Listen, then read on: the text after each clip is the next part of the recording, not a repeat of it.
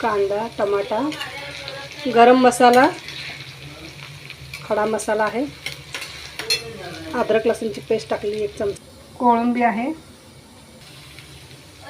कोळंबी आपण थोडासा बिर्याणीचा मसाला टाकणार आहे, थोडीशी हळदी टाकणार याच्यामध्ये. कोळंबी आपल्याला थोडीशी शिजू द्यायची याच्यामध्ये. पण कोळंबी भात बनवते, कोळंबी पुलाव, धन्याची पावडर 1.5 चमचा, थोडंसं मीठ टाकलेलं आहे. आपण याच्यामध्ये खूप मसाले नाही वापरणार आहे.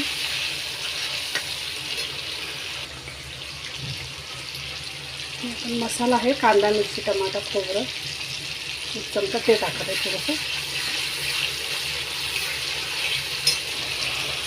पण याच्यामध्ये थोडंसं पाणी टाकून घेतलेलं आहे कोळंबी शिजण्यासाठी. तांदूळ घेतलेले आहे अर्धा किलो आणि स्वच्छ धुवून घेणार आहोत.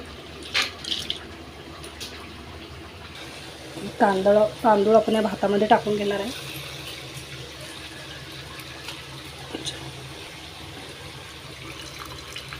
कोळंबी भात आहे,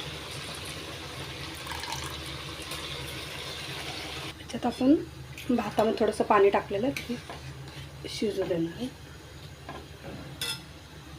अजून थोडंसं पाणी लागेल आपल्याला भातामध्ये.